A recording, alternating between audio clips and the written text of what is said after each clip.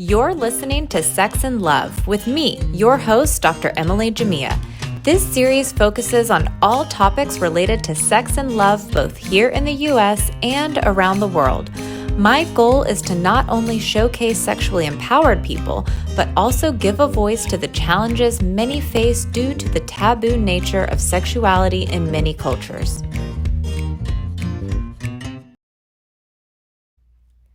Have you ever wondered how sex and love is experienced across the Atlantic on the Iberian Peninsula?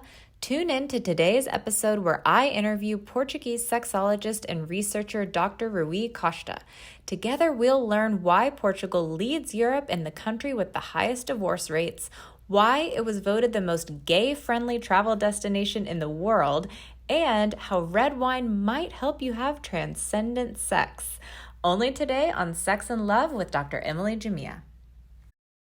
Thank you so much, everyone, for joining me today. I am Dr. Emily Jamia, and I am here with Rui Costa, who is a sexologist in Portugal. He is a professor and researcher, and I'll let him introduce himself a little bit so you guys can learn more about who we're speaking with today. Go ahead. Hello, Emily. So I am a researcher and at the William James Center for Research in Lisbon. I do research on psychological and psychophysiological factors that contribute to healthy sexual functioning. I'm particularly interested in the role of interoceptive awareness, of imagination, of capacity to enter into absorbed states. I'm also interested in which aspects of spirituality are involved in good sex. I'm also interested about on how new technologies, smartphones, social networks might be disturbing sexuality. Awesome. I know everyone is excited to hear all about that. We're going to talk some about the research toward the end, but before we dive into that, let's open our discussion about sex in Portugal, because I know people are curious to hear what's happening across the Atlantic. So, and Dr. Costa and I connected recently because I published a research paper and cited some of his work. And he reached out to me to talk about our research a little bit because there are definitely some overlaps. And we'll talk about that some toward the end of the interview. But since I was beginning this podcast talking about sex and love and relationships in different countries, and Dr. Da Costa is there in Portugal, I said, why don't we have a chat and talk about sex and love in Portugal? So here we are. So thank you so much for joining me today. Good morning. Good morning. So I traveled to Portugal once. I went about, maybe 7 years ago now. And I have to say, I thought the Portuguese were some of the nicest people that I had encountered in all of Europe. I mean, just generally seemed happy and, had no problem that I didn't speak very much Portuguese, although I tried my best. Well, they look relaxed, yeah. I think they look more relaxed than they truly are, to be frank. Yeah, they were very relaxed. Okay, they look relaxed, yeah. Yeah, and I'll never forget, I was wearing, we're walking all day long, and I was wearing a pair of shorts. We were there in the summer, and the zipper broke on my shorts. And so I stopped into this tailor to see if I could get it fixed, and she fixed the zipper and would not let me pay her. She said, please, welcome to Portugal. We want you to come back. Like, she was so nice. She refused to let me pay her for fixing my zipper. And I was like, okay, I'm definitely coming back to Portugal. So I had such a lovely experience in your country. And I'm so excited to learn more today, what the norms are around sex and relationships. So without further ado, let's get to it. As we were talking before, I told you I thought it might be helpful for listeners just to have a little bit of information on what the backdrop is, politically, socially, culturally. So do you want to begin with that? Yes, okay. Portugal has a Catholic background. So there are basically almost no Protestants in Portugal. It's a completely South European Catholic country, in which which is becoming in very recent years becoming liberal and littler. So we have, let's say that we have a dichotomy between a Catholic background and left-wing liberalism. Okay. But the liberalism is becoming so pervasive that even people who consider themselves Catholics and right-wing will be quite liberal. So sex before marriage is the norm. I think no one cares about masturbation, about homosexuality. So we already have gay marriage, gay adoption. So that's all been legalized at this point. Yeah.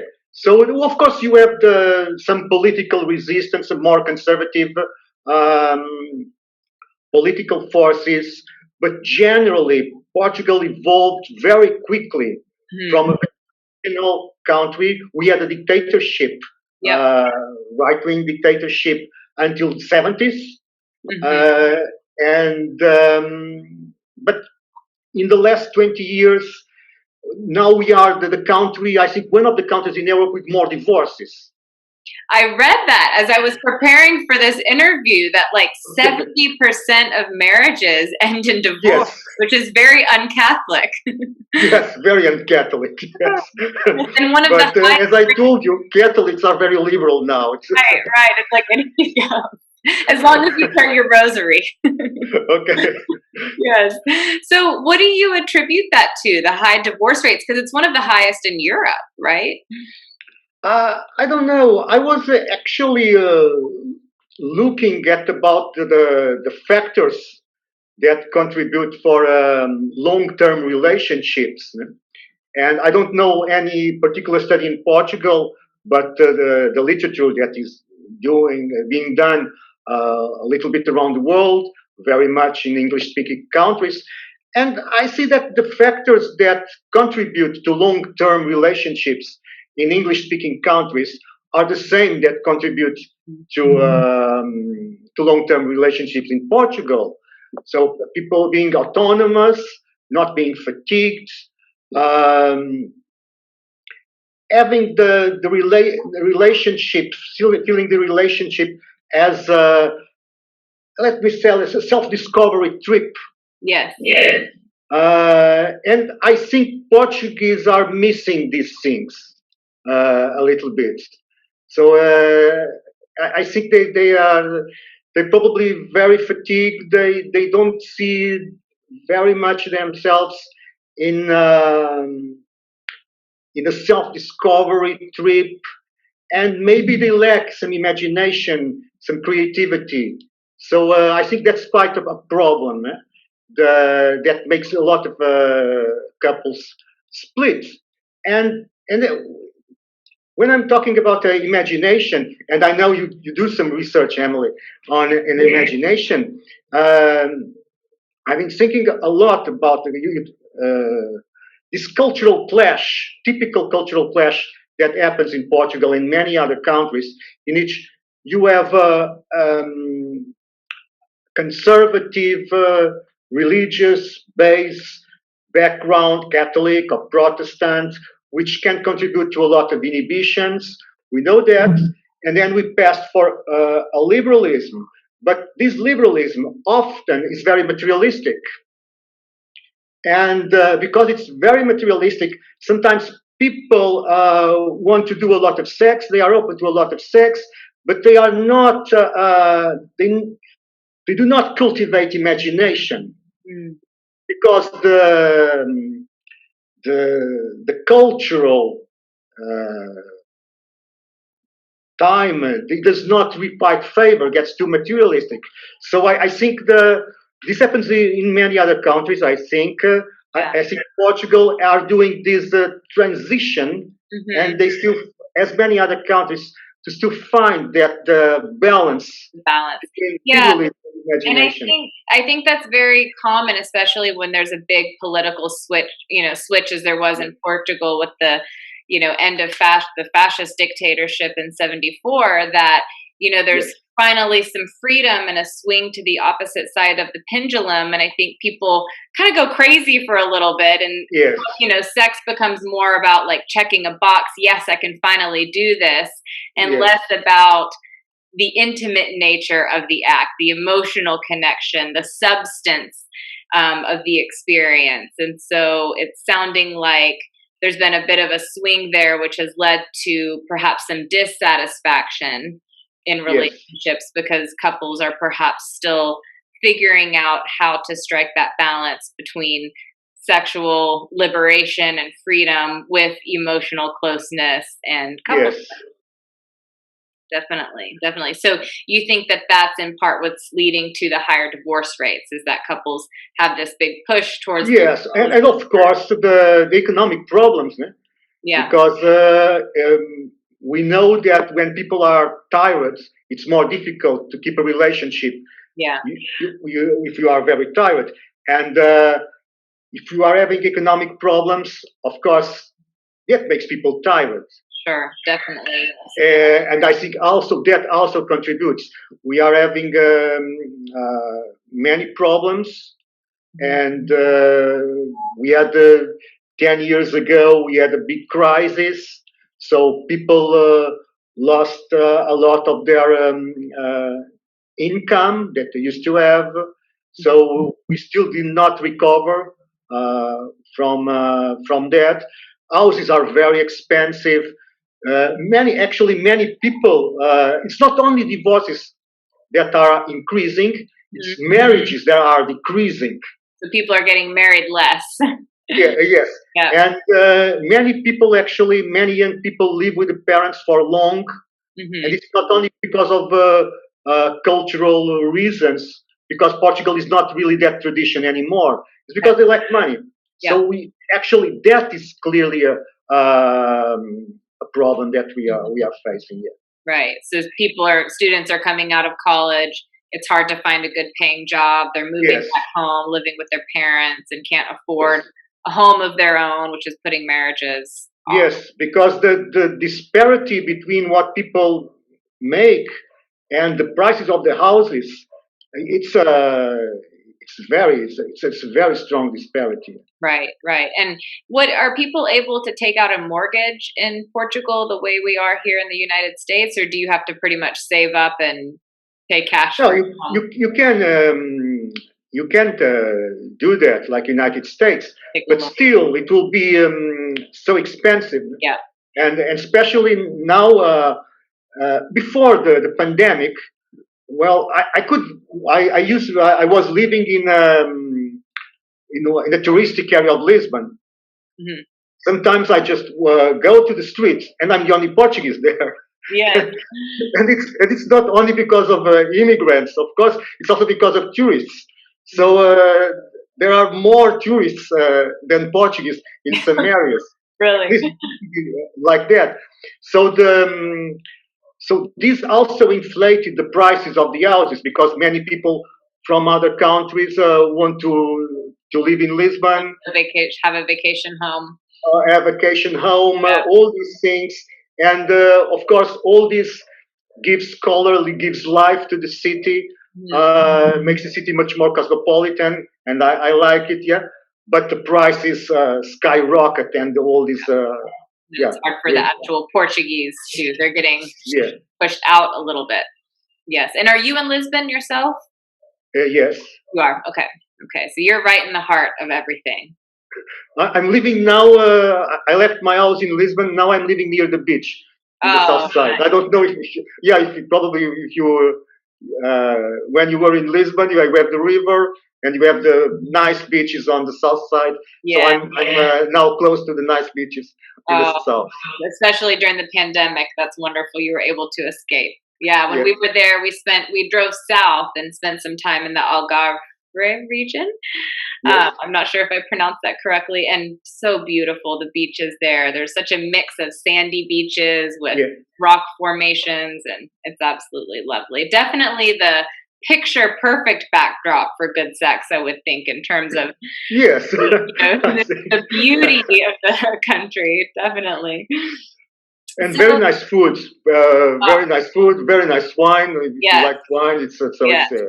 the port wine and the nata dessert. Oh my gosh, I can Oh taste yes. it as we're talking about it. But so Portugal also, despite still being very Catholic culturally, has also, you said that it's totally legal now to have gay marriage, gay adoption, and it was actually voted one of the most gay-friendly travel destinations, I read, by Spartacus International Gay Guide. So are you seeing an uptick in gay tourists to the area, and how has Yeah, that? I think you see you can feel that the city is gay friendly. Yes. Mhm. Awesome, awesome. And so, how would you describe overall the nature of romantic relationships in Portugal? Would you say that within a coupleships that people feel sexually free with each other, or like and have good, sexual communication, feel sexually satisfied? What are you seeing with couples who are in? I mean, we talked a little bit about some of the fatigue that people are feeling due to the economic circumstances, but what are you seeing in couples who feel overall happy and satisfied in their relationships? Yeah, I think the communication is good. Hmm. Um, I think it's a country that in fact, this is a very nice country, as you told and you stressed. It's a very nice country to enjoy romance. Yeah. You have nice views, nice beaches, nice restaurants, Mhm. nice places to go out at night. Mhm. So when we are in love with our partners, we have a lot of things to do in Lisbon. Yeah, And I think that the city also is very enriching and very inspiring for people in love. definitely. Very, very vibrant. Yeah, yeah. And how would you describe the sex education in Portugal? What kind of information are children taught in schools as they grow up? Well, I think the sexual education is very much the same that is done in other Western countries. Um, but I think that most schools implement. Of course, there are some. That is sometimes an issue because when more conservative people actually there can exert more pressure because it's not the rights of adult people; it's their children. Okay, but the sexual education tends to be to have a liberal tone, of course, with a big stress on preventing pregnancy, on preventing diseases. Mhm. And I feel that when I talk to teachers about this, that much could be done. It's still, but still something that could be much more developed. But people don't really know what to do. So that actually that's an area for still further reflection and further development. But it goes in the tone of a liberal country. Okay. Yeah, because I mean, in the U.S., there are some areas that have more comprehensive sex ed, but I live in Texas, which is still very conservative, and a lot of the sex education here is very abstinence based.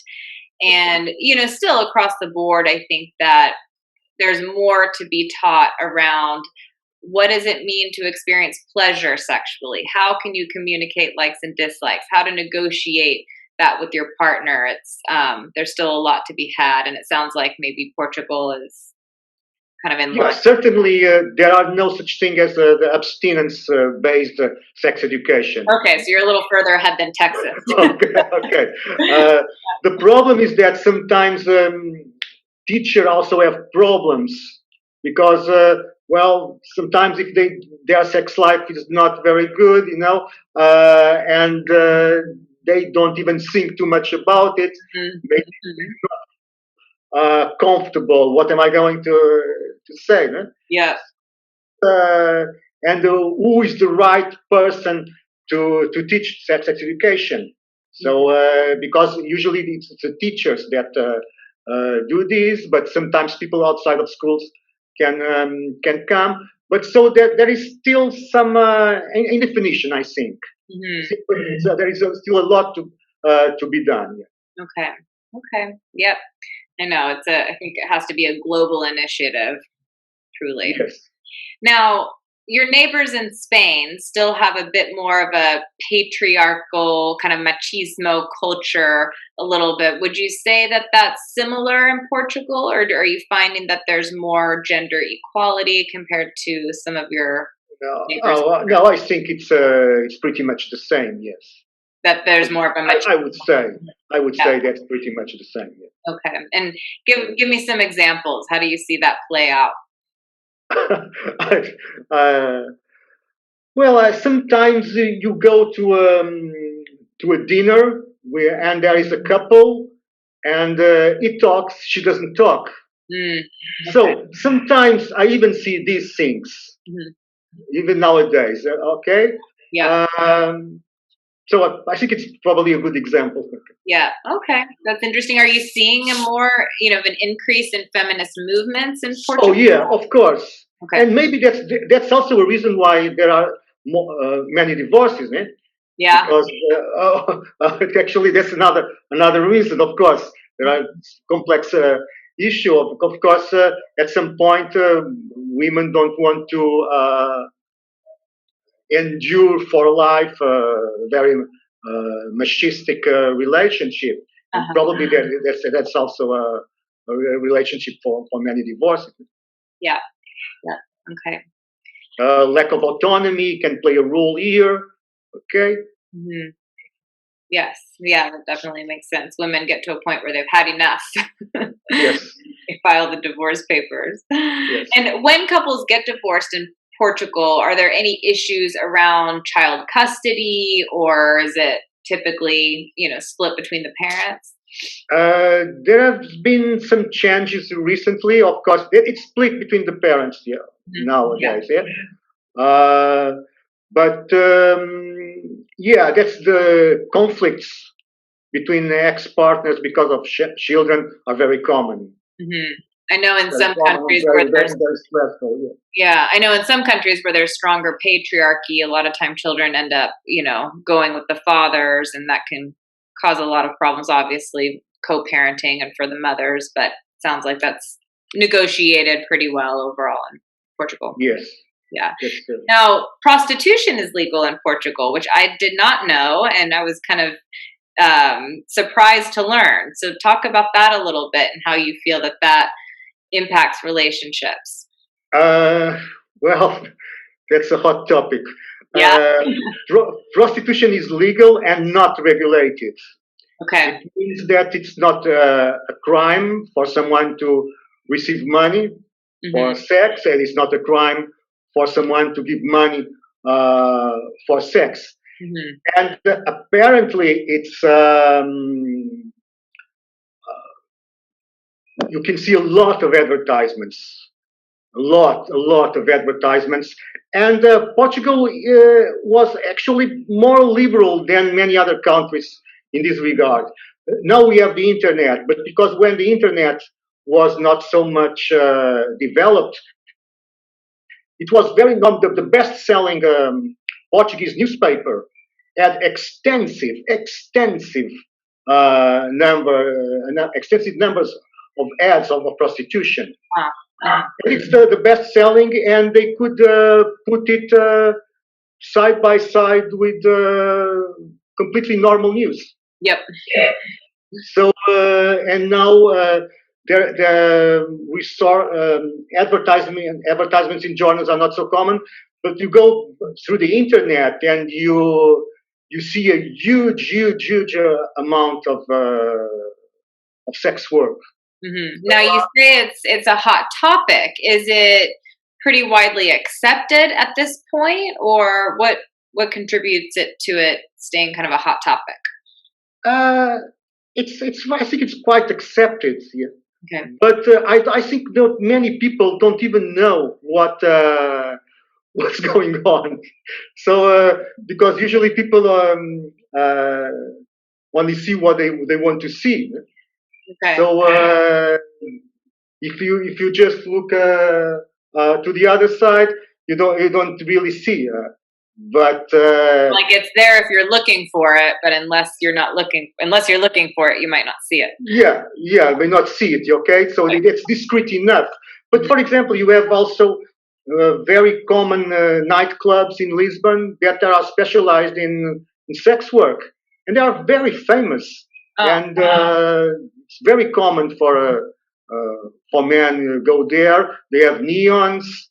So everyone knows that. Okay. Yeah, but at the same, they are discreet at the same time. So it's not Amsterdam. Okay. With right. Of course, there's nothing like that. Work is legal, but I thought that brothels were not.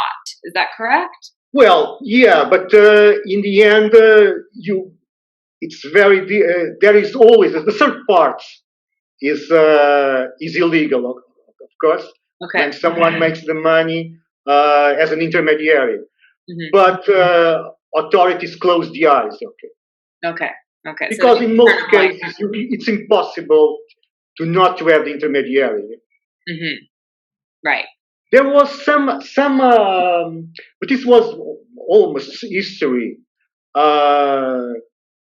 Some, I don't know, 20, 30, maybe 30 years ago, we had a case in which the women of the city in the north of Portugal, this one very traditional, very still very Catholic, did a movement to put the sex workers out of the city because the husbands were not caring about them anymore. Okay, the women had enough. It was leading to infidelity issues. Yeah, at a massive scale. Mm-hmm. So there was an organization, actually, with the church behind, and when these cases, the authorities come and stop things, but then it is raised a lot of controversy.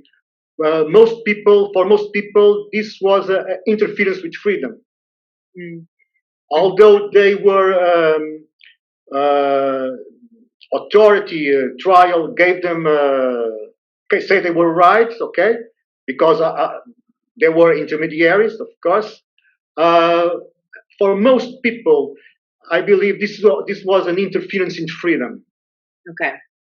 The people wanted that freedom to be a sex worker if they wanted. That you said this movement backed by the church tried to shut it down, but ultimately were not successful.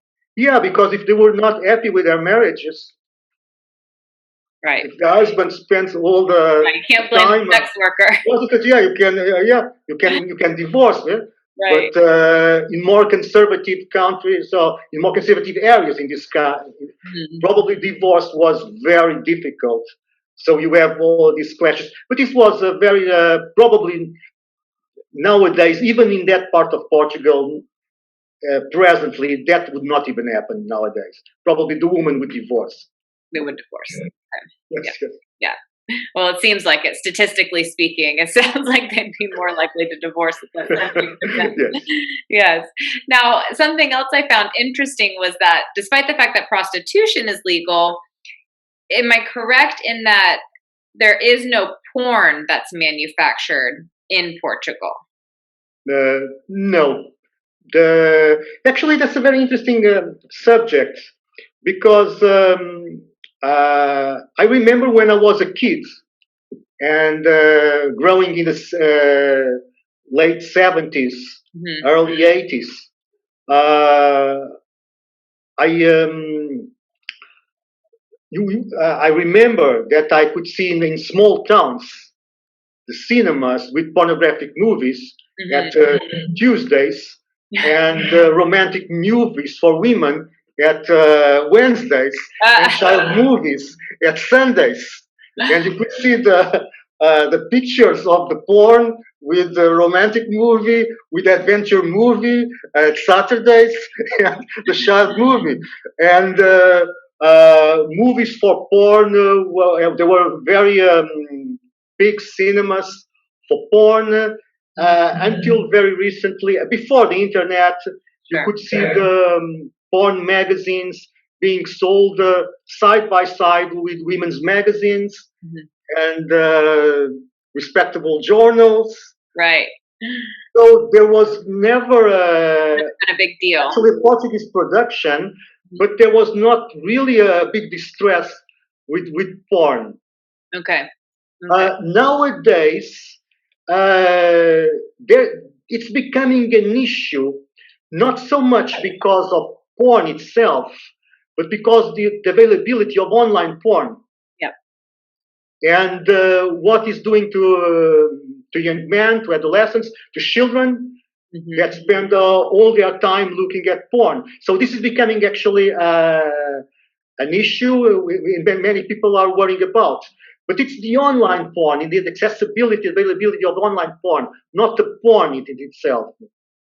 Okay, that makes sense. That makes sense. So what kinds of issues are you, I mean, I assume it's similar to what we're seeing here, but of course I don't want to make too many assumptions. What kinds of issues are you seeing in Portugal that are coming about because, you know, teens are on porn and the accessibility? What kinds of problems do you see as a sexologist? Well, there is the concern that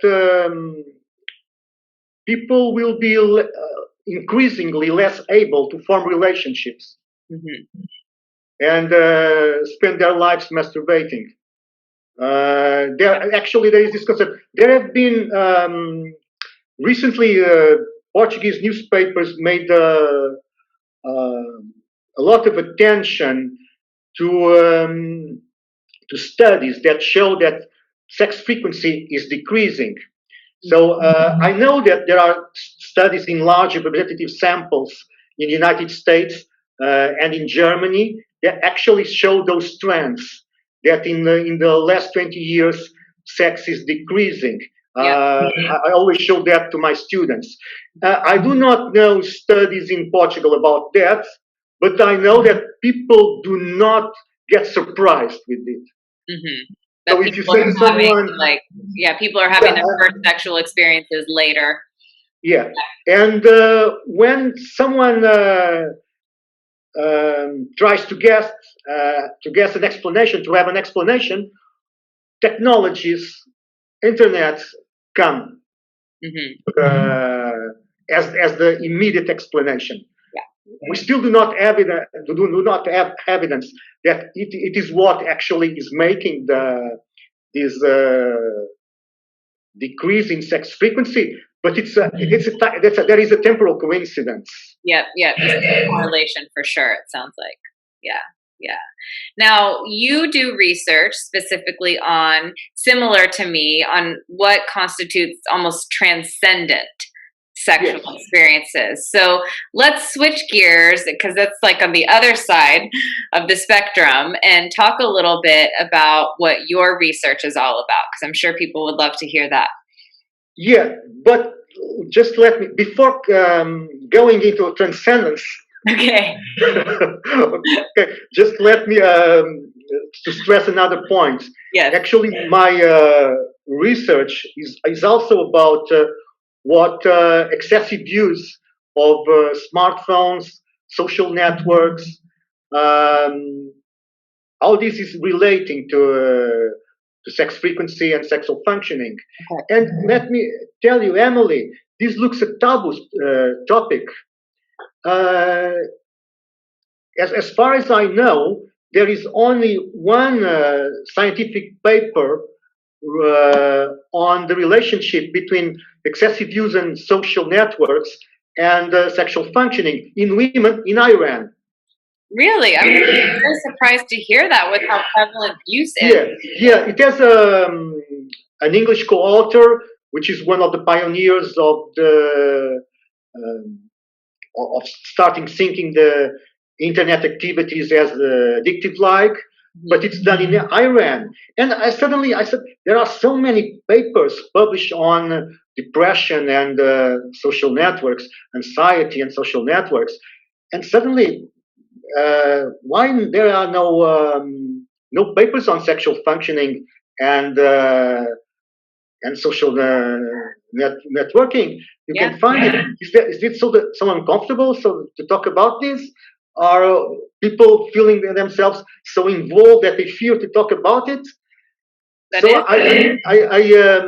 I started doing research on that, and the findings are very much in line with those studied in Iran. So, excessive use of social networks and smartphones, which are commonly used for social networks, are indeed correlated with problems with sexual arousal, with pain, very, very frequently with pain in women, and also with erectile problems in young men. So I think we really need to start paying attention about this new risk factor. It is, and I completely agree with you. And I think that's an appropriate way to categorize it as a new risk factor because, when people are on their phones all the time, they're not connecting with their partner. They're not spending enough time winding down because they're so highly stimulated by what they're seeing on their screens that it's hard to make that switch into feeling sensual and connected and present in the moment. But I'm curious through your research, we see this strong relationship, it sounds like. What do you think is at play here? Like what the social media has a negative effect. Why? What are you finding?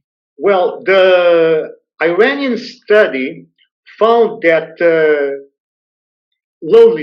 perceived loneliness was one of the mediators, was one of the explanatory factors. And reduced intimacy, reduced relationship closeness, which can be caused by actually people looking so much to the phones that they are not looking at the partner, but also to an intriguing phenomenon that I'm doing research about it. And there are also some research, especially in China, supporting this, is that excessive use of social networks creates loneliness even in people that have no objective reasons to feel lonely, apparently. That is so, that perceived loneliness. Wow. Yeah. I mean, that is powerful. That social networks make us feel so lonely that we're not able to connect with our partners who are right there. Yeah, that's a point. That could be one thing.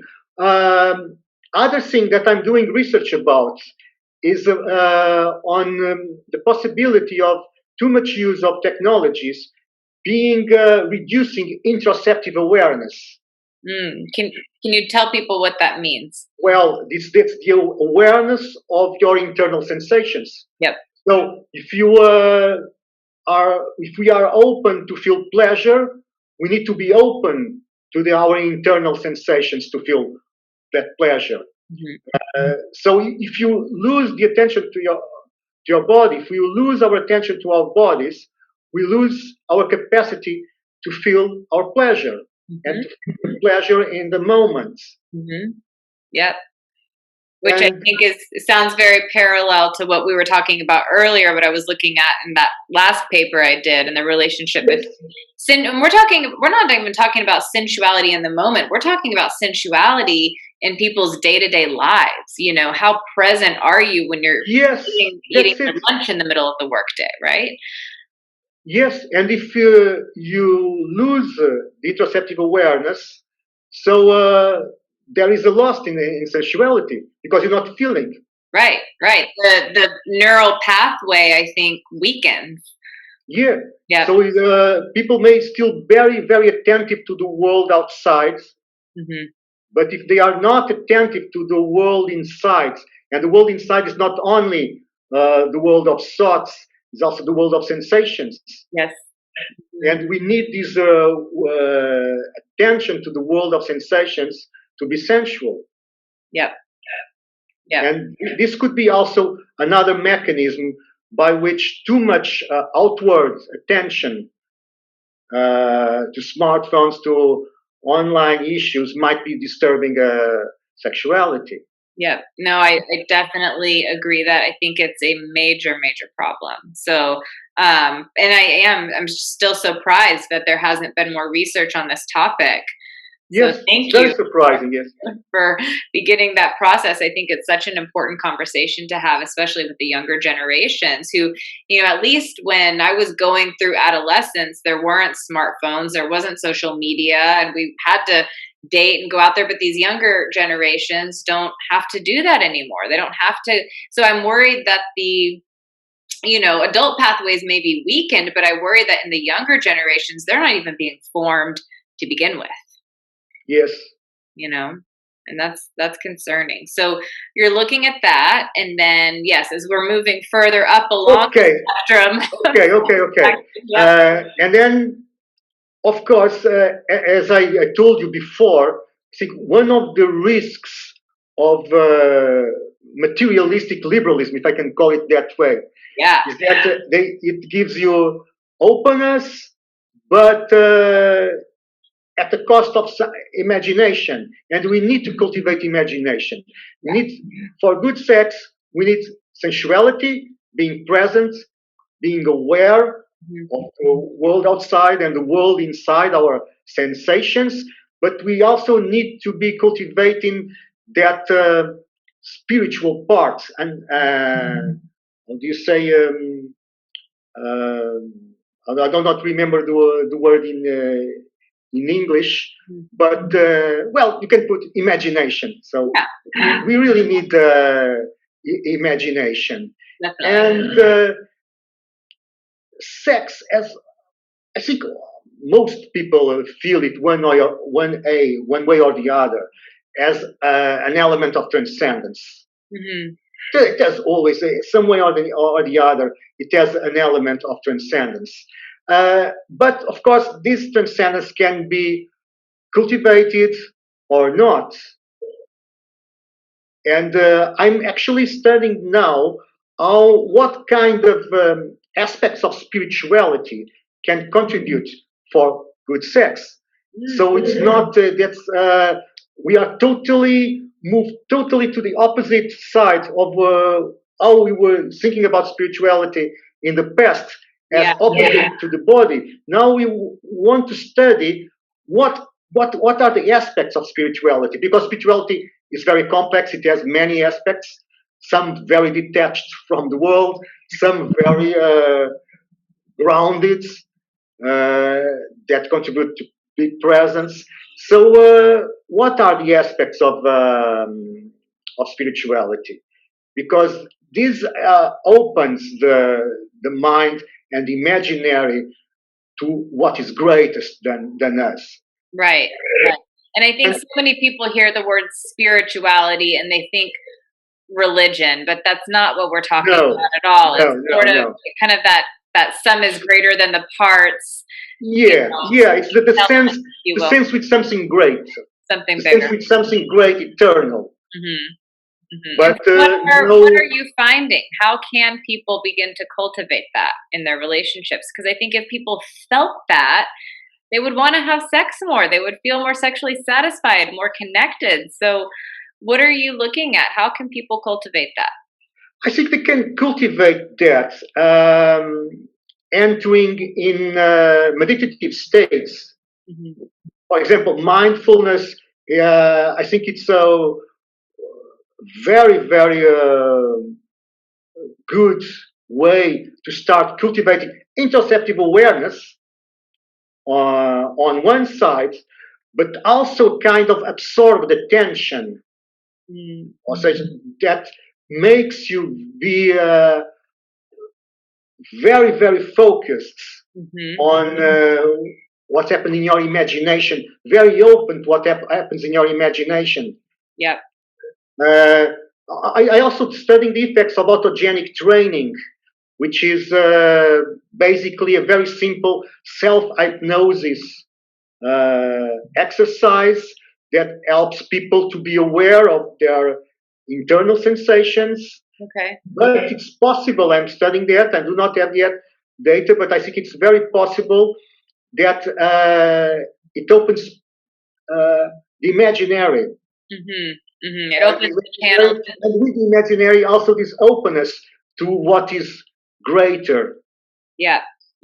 And I'm a big proponent of that too. I think the more we exercise this mental, emotional, spiritual muscle outside the bedroom, the easier it is to access that inside the bedroom. Because if it's not happening in day-to-day life, if you're not practicing, whether it's mindfulness or, some like this autogenic hypnosis that you're describing, or just focusing for half an hour at a time without multitasking, how can you expect to do that during sex? Yes. Right? And I'm also doing research on the effects on consciousness of drinking a moderate dose of red wine. Okay, I like where this. You can advise this to some. Perhaps you can advise this to some people, not to others. Yeah, we need to be a bit more careful about this thing. Yeah.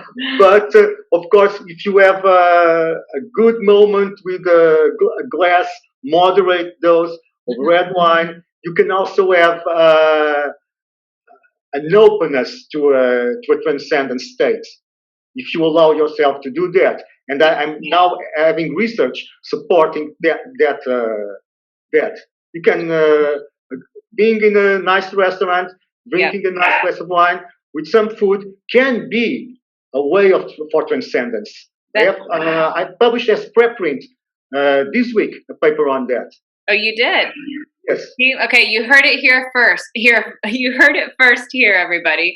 Right? A little bit of red wine can go a long way, help you get to that state of transcendence. I like your research. Okay. And I think people here are going to like that as well. So let's wrap up for today. I am so thankful that you joined me today. I think this conversation was awesome. I learned a lot, and I know other people are going to learn a lot too. How can people follow you if they want to stay up to date on your research? Because I think you're doing a lot of interesting work right now. How can people stay up to date? Well, they can put my name in Google Scholar. Usually my publications appear. So they can also look for William James Center for Research. William James Center for Research. Yes, William James, which it's in Lisbon. It has the name of that very famous pioneer of American psychology, and which also a pioneer of interoceptive awareness, and a pioneer of spirituality. Was the first man to give scientific attention to spirituality, to mystical states. Ah, there you go. So you're at the right research institute. Yes, it's a very interesting William James. And so I work in William James Center for Research in Lisbon. So if you also search for that, you will find my page there, my email, and my recent publications. Awesome. Well, thank you so much. I'd love to stay in touch and hopefully meet you in person when I make it back over to Portugal someday. Okay. Thank you. You're welcome. Okay. Thanks, everybody. If you liked this video, drop me a like and subscribe below. Share with a friend who might find it interesting. You can also listen to this in podcast form anywhere podcasts are streamed by searching for Sex and Love with Dr. Emily Jamia. Finally, follow me across all the social media channels at Dr. Emily Jamia for daily emotional and physical intimacy tips.